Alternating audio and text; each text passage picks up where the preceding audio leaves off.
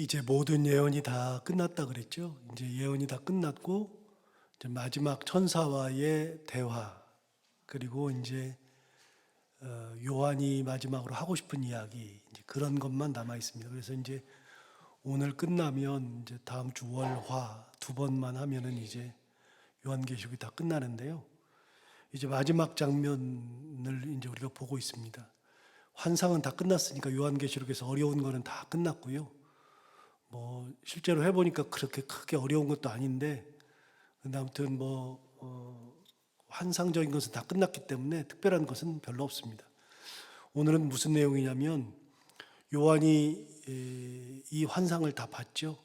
천사가 올라오라 그래서 올라갔고, 천사가 이야기하는 거 들었고, 천사가 하나님 말씀을 이제 전하는 것도 다 들었고, 천사가 일곱 나팔, 일곱 대접 이런 것도 했었고, 천사가 싸움도 하고 여러 가지를 많이 봤죠. 그걸 보면서 요한에게 무슨 마음이 생겼냐면 천사가 너무나도 위대하다는 생각이 들었던 것 같습니다. 오늘 8절을 먼저 보시면 이렇게 얘기하잖아요. 이것들을 보고 들은 자는 나 요한이니 내가 듣고 볼 때에 이 일을 내게 보이던 천사의 발 앞에 경배하려고 엎드렸다라고 되어 있죠. 그러니까 요한이 볼 때 천사는 대단한 존재였습니다. 그만큼 위대하기 때문에 자기도 모르게 경배하려고 딱 엎드렸었죠. 그런데 이 천사에게 경배하려고 엎드리려고 했던 이 장면은 요한계시록에 여기만 나오는 것이 아니라 앞부분에도 나오는데요. 19장 한번 가볼까요? 19장에.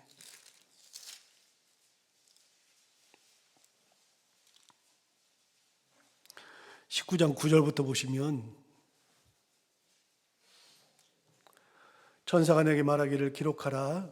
어린 양의 혼인잔치에 청함을 받은 자들은 복이 있도다 하고, 또 내게 말하되 이것은 하나님의 참되신 말씀이라 하기로, 그 다음에 어떻게 했냐면 내가 그 발 아래 앞에 엎드려 경배하려 했다라고 되어 있죠.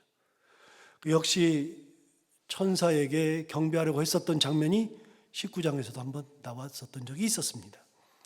그러니까 환상이 끝나기 전에도 천사가 위대해 보였고, 그 천사에게 경배하려고 했었던 그런 내용들이 이미 있었죠.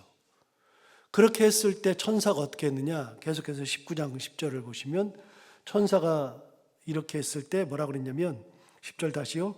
내가 그 발 앞에 엎드려 경배하려 하니 그가 나에게 말하기를 나는 너와 및 예수의 증언을 받은 내 형제들과 같이 된 종이니 삼가 그리하지 말고 오직 하나님께 경배하라. 천사가 뭐라 그러냐면 그렇게 하지 말고 하나님께 경배하라 그랬는데, 왜 하나님께 경배하라 그랬냐면 이 부분을 다시 읽어보시면 10절을 다시 보시면 내가 그 발 앞에 엎드려 경배하려 하니 그가 나에게 말하기를, 그 다음 뭐라 그러냐면 나는 너와 예수의 증언을 받은 내 형제들과 같이 된 종이다. 천사도 하나님의 종이라는 겁니다. 너도 하나님의 종이고, 그리고 예수의 증언을 받았던 순교한 모든 증인들, 형제들도 다 하나님의 종이고, 너도 종이고 순교한 자들도 하나님의 종이었던 것과 같이 나 역시 하나님의 종이다. 그러니까 너나 나나 순교한 자들이나 다 똑같이 하나님의 종인데, 종인 내가 경배를 받아서는 안 된다, 그 얘기죠. 그래서 어떻게 했느냐면 이렇게 하지 말고 삼가 그리하지 말고 하나님께 경배하라 그랬거든요. 자, 그럼 오늘 본문으로 다시 가서 8절과 9절을 보시면 이것들을 보고 들은 자는 나 요한이니 내가 듣고 볼 때에 이 일을 내게 보이던 천사의 발 앞에 경배하려고 엎드렸어요. 19장하고 똑같죠. 그랬더니 9절에 그가 내게 말하기를 나는 너와 내 형제 선지자들과 이 두루마리의 말을 지키는 자들과 함께 뭐라고요? 된 종이다. 똑같은 말 하네요. 천사는 한 번도 흐트러짐이 없죠. 천사는 자기 본분을 정확하게 안 겁니다. 내 본분은 어떤 본분이냐? 종이라는 겁니다. 분명히 천사는 능력이 많습니다. 하나님의 사자 역할도 했었고 능력이 굉장히 많죠. 그러나 아무리 내가 능력이 많아도, 내가 위대해 보여도 하나님의 종이다. 자기의 정체성을 정확하게 아는 거죠. 여러분, 우리가 로마서부터 시작해가지고서 사도 바울의 편지, 야고보의 편지, 베드로의 편지, 유다의 편지를 볼 때마다 계속해서 편지마다 1장 1절, 모든 편지의 1장 1절 혹은 2절, 여기 보면 사도 바울이 특별히 얘기했어요. 자기 자신에 대한 정체성을 항상 먼저 밝혔는데, 하나님과 예수 그리스도로부터 사도된 자, 그리고 예수 그리스도의 종. 사도 바울이 항상 편지에다가 가장 먼저 쓴 거는 나는 사도이고 종이다. 여러분, 사도라고 하는 것은 뭐냐면, 사도는 당대의 모든 그리스도인들이 볼 때는 사도니까 대단해 보였죠. 정말 대단했죠. 그런데 아무리 사도라고 그래도 사도는 누가 세우는 겁니까? 하나님이 세우시는 거죠. 예수 그리스도께서 세우시는 거죠. 여러분, 사도는 예수님께서 12제자를 택하셨기 때문에 사도가 된 거고요. 그 다음에 사도 12명 중에서 유다가 목을 메고서 자살하고서 나무에 목매달아 죽었을 때 그 줄이 끊어져가지고 바닥으로 떨어지고 배가 터져가지고 창자가 나와가지고 죽었어요. 유다가 죽은 다음에 사도행전 1장에 하면 사도 베드로가 모든 사도들 앞에서 일어나서 이야기하잖아요. 이 유다가 이렇게 해서 죽었는데 시편 기록한 말씀과 똑같다. 시편에 기록된 것과 똑같아서 그의 사도직을 다른 사람에게 주는 것이 마땅하다. 그래서 다시 사도를 택하는 장면이 나오잖아요. 그래서 2명을 택하는데, 2명 중에 1명을 택하는데 그 2명 중에 1명을 제비를 뽑았어요. 제비를 뽑는데 이 제비는 하나님의 역사였죠. 그러니까 모든 사도는 누가 세우는 거냐? 하나님이 세우시죠. 사도는 누구의 종입니까? 하나님과 예수 그리스도의 종이었죠. 사도 바울은 단 한 번도 자기 정체성을 잃어본 적이 없어요. 잃어본 적이 없죠. 아무리 사도여도, 아무리 사람들이 존경을 해도, 그래도 종이에요. 여러분, 사도 바울이 사도행전에서 재밌는 내용을 한번 보여준 적이 있는데요. 여러분, 사도행전 14장 한번 가볼까요?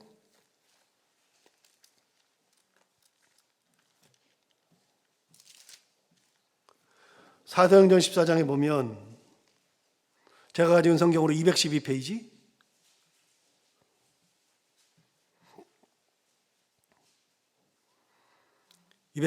사도행전 14장 8절부터 보겠습니다. 루스드라에 발을 쓰지 못하는 한 사람이 앉아 있는데 나면서 걷지 못하게 되어 걸어본 적이 없는 자라. 루스드라에 갔더니 거기에 나면서부터 걸어본 적이 없었던 한 사람이 있었습니다. 발을 쓰지 못하죠. 9절, 바울이 말하는 것을 듣거늘 바울이 주목하여 구원받을 만한 믿음이 그에게 있는 것을 보고 큰 소리로 이르되 내 발로 바로 일어서라 하니 그 사람이 일어나 걷는지라. 그리고 루스드라에서 한 번도 걸어보지 못한 사람을 사도 바울이 일어나 걸어라, 일어서라, 내 발로 일어서라 그랬더니 이 사람이 일어나서 걸어버린 겁니다. 11절 보시면 무리가 바울이 한 일을 보고 루가오니아 방언으로 소리질러 이르되, 루가오니아 방언은 여기 이제 이고니온, 루스드라, 더베 그 지역인데 지금 사도 바울이 지금 전도하고 있는 지역이에요. 그 지역의 방언으로 뭐라고 소리질렀냐면 신들이 사람의 형상으로 우리 가운데 내려오셨다. 사도 바울과 바나바를 보고서 신들이 이게 형상을 입고 사람의 형상을 입고 우리 가운데 내려왔다. 이렇게 하는 걸 보니까 신들이 내려왔네. 그러면서 12절에 뭐라 그러냐면 바나바는 제우스라 하고 바울은 그 중에 말하는 자이므로 헤르메스라 하더라. 제우스는 신 중에 최고의, 올림푸스의 12신 중에 최고의 신이었죠. 제우스는 아무리 그리스 로마 신화를 몰라도 제우스는 다 알잖아요. 최고의 신이죠. 바나바는 제우스라 그랬어요. 여러분, 같이 지금 바울이 말을 해가지고 이렇게 세웠는데 바울한테는 그런 말 안 하고 바나바한테 얘기했어요. 이 전도 여행은 바나바가 대장이었고요, 사도 바울은 그 밑에서 사역하던 선교사였습니다. 바나바가 대장입니다. 그러니까 바나바는 뒤에 서 있고요. 사도 바울이 앞에 가서 말을 하면서 막 기적을 해가니까 사도 바울이 보니까 대단한데 그 뒤에 더 대단한 사람이 있는 것 같은 거예요. 저 사람이 누구예요? 제우스죠. 그리고 사도 바울은 헤르메스라고 그랬어요. 헤르메스는 남자들 넥타이에 헤르메스 있잖아요. 여자들 뭐 이렇게 스카프도 헤르메스가 있고 에르메스라고 되어 있죠. 에르메스. 이게 약간 비싼 거. 거기 그 헤르메스를 보면요. 그 상표에 보면은 말 타는 거, 이 형상이 있어요. 그게 무슨 말이냐면요. 제우스가 얘기를 하면 제우스의 전령이 말을 타고 인간 세계에 와가지고 제우스의 말을 전달하고 이러는 사자 역할을 하는 거예요. 그 헤르메스가. 대변자, 그 다음에 전령자. 그러니까 사도 바울은 바나바의 전령인 거예요. 말을 하는 거예요. 그러니까 저기는 제우스고 여기는 에르메스네. 그렇게 자기들끼리 얘기하는 겁니다. 신들이 사람의 형상을 하고서 우리 가운데 내려오셨다. 자, 13절 볼까요?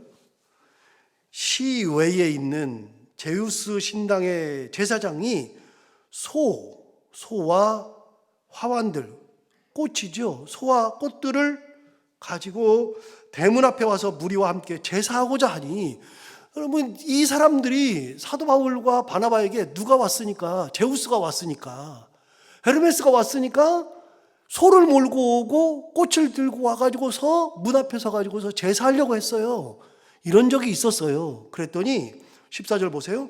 두 사도 바나바와 바울이 듣고 옷을 찢고 무리 가운데 뛰어들어가서 소리 질러서 뭐라고 얘기했냐면 이렇게 얘기했어요. 15절에 이르되 여러분이여 어찌하여 이러한 일을 하느냐. 우리도 여러분과 같이 같은 성정을 같은 사람이라. 우리도 여러분과 똑같은 사람이라.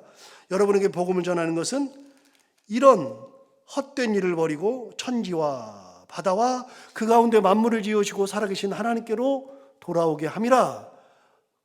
하나님이 지나간 세대에는 모든 민족으로 자기들의 길들을 가게 방임하셨으나, 그러면 쭉 얘기했어요. 그다음 18절 어떻게 했냐면 이렇게 말하여 겨우 무리를 말려 자기들에게 제사를 못하게 하니라. 사도 바울은요 이미 편지에서도 그랬다 그랬잖아요. 그 편지에 많은 편지를 하면서 사람들이 사도 바울하고서 따라다니고 위대한 선지자, 위대한 뭐 사도 별소리를 다 하고 위대하다 그랬는데, 사도 바울은 편지를 할 때마다 항상 가장 먼저 맨 앞에는 나는 하나님과 예수 그리스도의 사도요 종이다. 한 번도 자기 정체성을 잃어본 적이 없어요. 아무리 위대하다고요? 여러분 이 땅에 있는 사람들이 누가 위대하다고요? 우리는 가끔 그런 거 있잖아요. 정말 대형 교회 목사님이 오시면 저분 위대하다고 대단하다고 막 생각하고 막 그러잖아요. 정말 그럴까요? 전혀 그렇지 않아요. 하나님께서 은혜 주셔서 교회가 커진 것 뿐이지 얼마나 위대하지 않아요. 아무리 누구라 그래도, 이 세상에 누구라 그래도 존경은 할 수 있으나 경배의 대상은 아니에요. 엎드림의 대상이 아니에요. 천사가 아무리 위대하다고요? 천사가 아무리 위대해도 천사가 얘기했잖아요. 나는 너와 및 예수의 증거를 가졌던 모든 사람들과 같이 된 종에 불과하다. 똑같은 종이다. 근데 요한도요. 요한이 누굽니까? 예수 그리스도의 수제자입니다.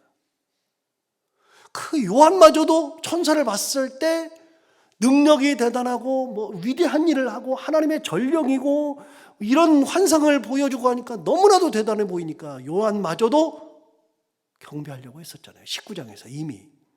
그런데 거기서도 하지 말라 그랬잖아요. 삼가 그래하지 말고 하나님께 경배하라 그랬죠. 그랬는데 22장 환상이 다 끝나니까 또 그런 겁니다. 또. 자, 여기서 오늘 본문으로 돌아와서 본문에 이게 정상이에요. 지금 이게 정상이라고요. 자기 정체성을 정확하게 아는 것이 정상이라고요. 그런데 여러분 요한계시록 13장 한번 가볼까요? 13장.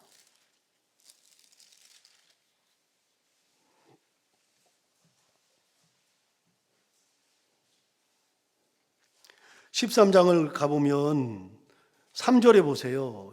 13장은 짐승 2마리가 나오잖아요. 이제 기억이 이제 가물가물하겠지만 12장에서는 용이 나오고 13장에서는 짐승이 나오죠. 짐승 2마리가 나오는데 13장 3절을 보세요. 그 짐승 이야기가 나올 때 3절에 보시면 그의 머리 하나가 상하여 죽게 된 것 같더니 그 죽게 되었던 상처가 나음에 온 땅이 놀랍게 여겨 짐승을 따르고.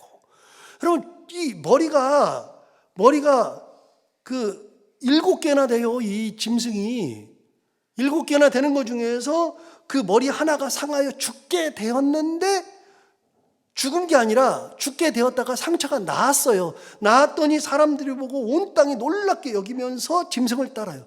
이게 뭐랑 똑같냐면 제가 말씀드렸잖아요. 이게 예수 그리스도를 카피하는 거라 그랬잖아요. 복사하려고 하는 거라 그랬잖아요. 짝퉁이라 그랬잖아요. 예수님은 죽었잖아요.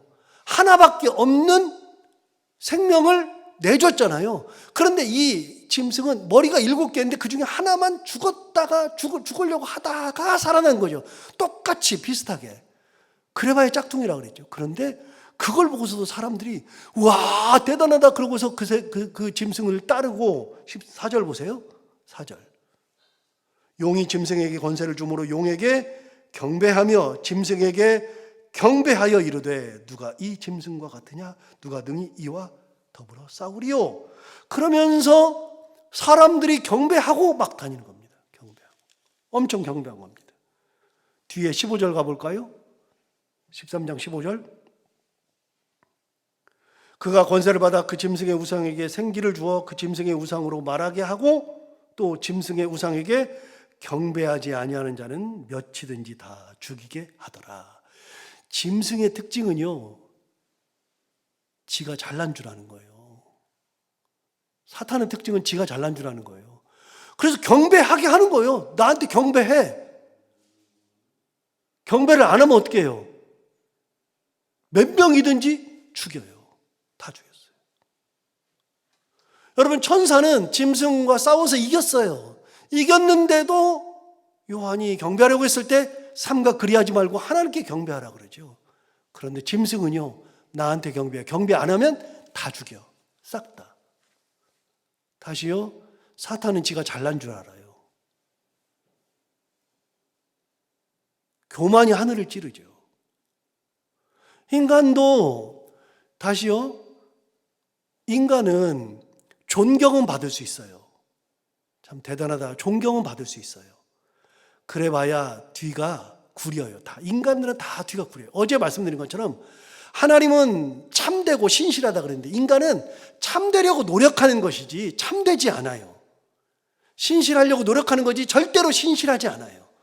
하나님만 참되고 하나님만 신실하시고 하나님만 진실하셔요. 인간은 뭐 대단한 것 같아도 여러분 존경할 수는 있어요. 그래도 뒤가 구려요. 인간은 다 보세요. 여러분 청문회 할 때마다 우리 느끼지 않아요? 뭐 대법관이든지 뭐 장관 후보자든지 다 그냥 싹 다 털으면은 뭐 위장 전입을 했네, 뭘 했네, 싹 다 나오잖아요. 매 할 때마다 적격자가 한 명도 안 보이잖아요. 전부 다 어느 정권이건 어느 사람이건 그 유명한 대법관이 되고 뭐 판사 뭐 검사 그래도 다 해도 다 나오잖아요. 인간은 뭐 대단한 것 같아도요 뒤가 다 구려요. 전부 다. 그래도 인간은 존경할 수는 있어요. 그러나 인간은 숭배의 대상이 아니에요. 전부 다. 하나님 외에는 경배의 대상이 없어요. 목사들도 여러분이 존경해 줄 수 있어요. 맞아요. 존경할 수 있죠. 존경해야죠. 그러나 경배의 대상이 아니에요. 절대로. 오늘 얘기하잖아요. 자, 오늘 본문 9절 다시 넘어가서 그가 내게 말하기를 나는 너와 내 형제 선지자들과 또 이 두루마리의 말을 지키는 자들과 함께 된 종이니 그리하지 말고 하나님께 경배하라 하더라. 이게 이제 천사가 전해주는 말이죠. 10절 또 내게 말하되 이 두루마리의 예언의 말씀을 인봉하지 말라, 때가 가까우니라. 여러분, 이 두루마리의 말씀은 요한계시록이겠죠. 이제 환상의 말씀이겠죠. 이 두루마리의 말씀을 인봉하지 말라 그랬죠. 이제 때가 가깝다 그랬어요. 여러분, 때가 가깝다는 것은 이제 이 환상이 다 끝났으니까요. 환상이 다 끝났는데 환상의 끝은 뭐죠?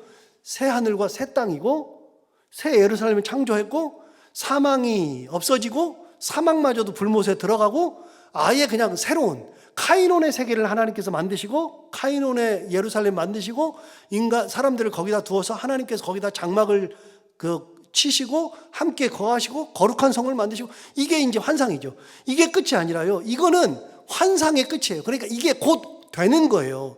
된 게 아니라 되는 거죠. 그러니까 이 예언의 말씀, 이게 곧 되는 거예요. 아직은 된 게 아니죠. 그러니까 뭐라 그랬어요? 이 예언의 말씀을 인봉하지 말아라.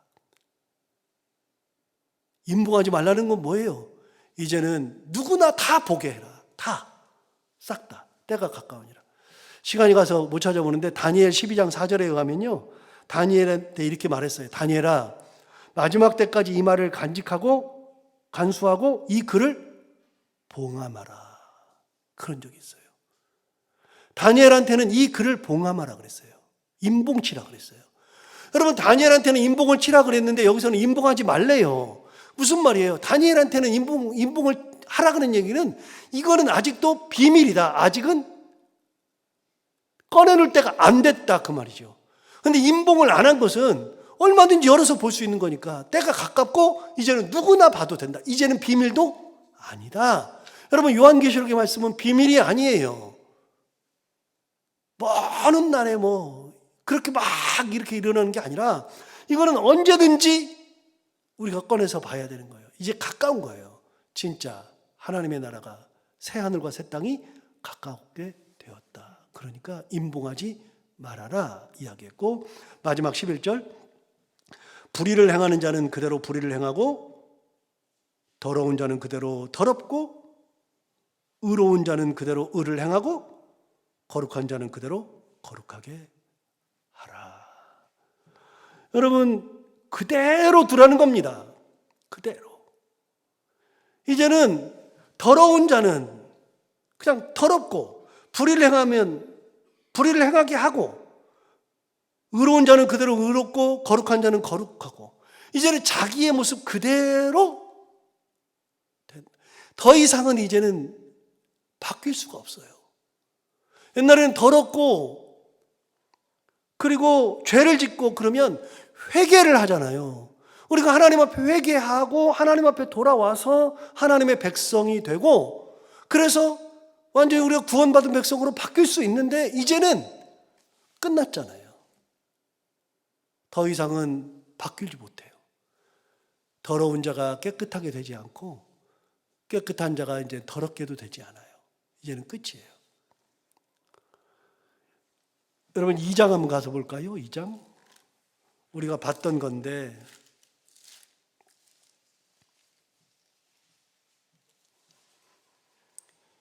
이 장 18절부터 보시면 두아디라 교회에 보내는 말씀이 있잖아요. 이제 두아디라 교회에 보내는 말씀이 있는데, 이 두아디라 교회는 여자 이세벨이 있었습니다. 자, 20절을 보시면, 그러나 내게 책망할 일이 있노라. 자칭 선지자라는 여자 이세벨을 내가 용납함이니 그가 내 종들을 가르쳐 꿰어 행음하게 하고 우상의 제물을 먹게 하는도다. 그래서요, 이 이세벨에게 가면은 행음을 해요. 간음하고 더럽고. 그런데 22절 보세요. 볼지어다 내가 그를 침상에 던질 터이요, 또 그와 더불어 간음하는 자들도 만일 그의 행위를 회개하지 않으면 큰 환난 가운데 던진다 그랬어요. 여러분, 이세벨 따라갔더니 행음을 했는데 하나님 뭐라 그러셨냐면, 그래, 행음해, 회개해. 그러는데도 21절 보세요. 21절 보면 이렇게 하잖아요. 내가 그에게 회개할 기회를 주었으되 자기의 음행을 회개하지 하고자 아니하는도다. 그러니까 회개할 기회를 줬는데 회개를 안 하니까 22절에서 내가 그를 침상에 던진다 그랬죠. 여러분, 침상에 던진다는 게 무슨 뜻이라 그랬어요? 두 가지라 그랬어요. 첫 번째는 이 간음을 하잖아요. 행음하잖아요. 침상에서 행음하니까 너는 평생 침상에서 내려오지 말고 그 짓 해. 그 짓 해. 너 그거 좋지? 너 그 짓 해. 너 평생 그 짓 하고 살아. 두 번째는 침상에 있다는 얘기는 병들어서 못 내려온다 그 말이에요. 그러니까 자기의 행위를 회개하지 않으니까 하나님께서 어떻게 했어요? 그럼 네가 그렇게 살아.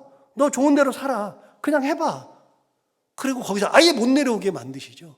이게 회개할 기회가 있었을 때는 하나님 기회를 주시죠. 이때는요, 회개할 기회를 잡으면 침상에서 내려올 수 있는데, 이제는 완전히 다 끝났잖아요. 끝난 다음에는 이제는 회개할 기회가 아예 없어요. 이제는 마지막에는. 그래서 오늘 본문 11절에 나오는 것처럼 이렇게 말했잖아요. 불의를 행하는 자는 이제는 그대로 불의를 행하고, 더러운 자는 그대로 더럽고, 의로운 자는 그대로 의를 행하고, 거룩한 자는 그대로 거룩하게 해라. 자기 모습 그대로. 이제는 회개할 기회도 없고 바뀔 기회도 없다. 이 예언의 말씀, 이걸 받는 순간에 끝이다. 그러니 그런 거에 마음 쓰지 말고, 네가 구원받은 자, 네가 지금 핍박받고 있으나 그러면서도 하나님을 사랑하고 있는 자라는 것을 생각하고 하나님 앞에 경배하고 하나님의 은혜 가운데 살면 된다. 이게 이제 천사가 마지막으로 주는 이야기죠.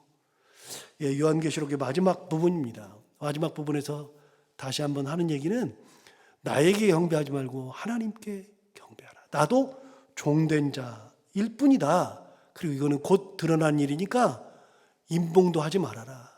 그러면 이제는 너의 행위대로 심판을 받게 된다. 이 말씀 기억하고 오늘 우리가 또 하루를 살아갈 때 하나님만 바라보고 하나님만 경배하며 그 가운데 감사하며 살아가는 우리 모두가 다 되기를 바랍니다. 기도하겠습니다. 하나님 아버지 감사합니다. 오늘도 귀한 말씀으로 우리를 깨우쳐 주시고 은혜 주셔서 감사합니다. 이 말씀 듣고 우리가 또 한 번 더 이 귀한 말씀, 천사가 우리에게 주었던 이야기가 얼마나 귀한지를 또 한번 새겨보게 됩니다. 하나님 아버지, 우리가 세상 것에 머리를 조아리지 않게 하시고 존경은 하되 경배의 대상이 아니므로 세상 것 가운데 머리를 조아리지 않게 하시고 오로지 하나님께만 경배하고 하나님의 은혜를 받고 하나님의 은혜 가운데 살아가며, 하나님 아버지, 우리가 우리 삶에서 더러운 것을 제하고 죄악을 제하고 우리가 의로운 자가 되고 거룩한 자가 되어 하나님 보시기에 부끄러움 없는 인생 살아갈 수 있는 우리 모두가 다 되게 하여 주옵소서. 오늘도 하나님 이 말씀을 기억하며 살게 하여 주옵시고, 오늘도 기도하러 나온 사랑하는 모든 성도들의 기도를 들어 응답해 주시기 원하며 하루 동안 해야 되는 것들 기쁨으로 잘 감당하게 하시고 만나는 분들과 함께 웃고 행복한 하루가 되게 하여 주옵소서. 예수님 이름으로 기도하옵나이다.